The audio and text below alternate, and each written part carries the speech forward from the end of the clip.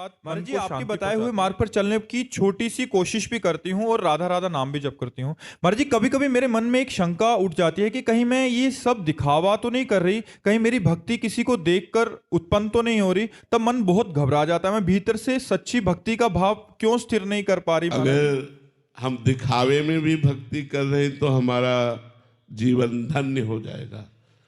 जो कोई भक्ति करे कपट से उसको भी अपनाऊं, शाम दाम और दंड भेद से सीधे रास्ते लाऊं, नकली से बनाऊं असली मुकुटमणि।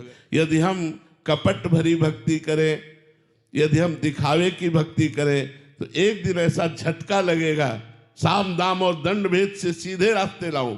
भगवान एक ऐसा झटका मारेंगे कि आपको उदास कर देंगे और लगेगा मैं सच्चे से भगवान से क्यों नहीं प्यार करती, मैं झूठा क्यों नाटक करती हूँ। उसी दिन से सब दम्भ नाटक खत्म हो जाएगा और भगवान से प्रेम प्रकट हो जाएगा। भगवान इतने कृपालु हैं, उनसे झूठे से कहो हे कृष्ण मैं आपकी शरण में हूँ, वो मान लेते हैं। फिर सच्चे हृदय से जो कोई बोले श्री कृष्ण शरणम मम, फिर उसका आनंद क्या कहना। इसलिए अगर हम किसी को देखकर भक्ति कर रहे हैं या किसी को दिखावे के लिए भक्ति कर रहे हैं तो मुझे अपनी भक्ति बढ़ानी चाहिए।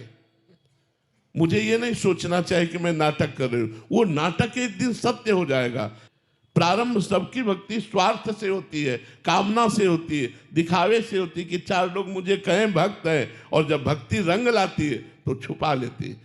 फिर वो साधक अपने को छुपाना शुरू कर देता है, वो छपाने से अपने को बचाता है, फिर भक्ति उसको छपाती है, पूरा विश्व उसको जानने लगता है।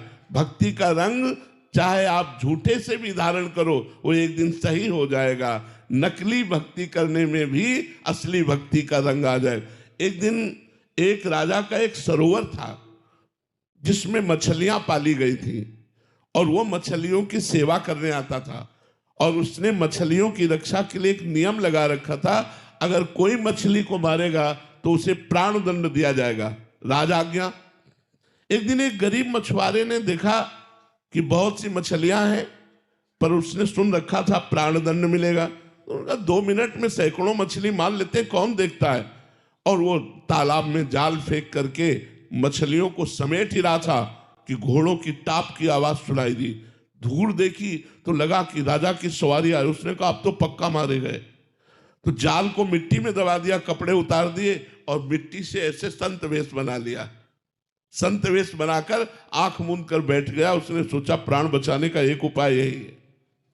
राजा वहां से निकले, देखा कि सरोवर के किनारे कोई संत, और बहुत बड़ा संत, क्योंकि शरीर में कोई कपड़ा नहीं,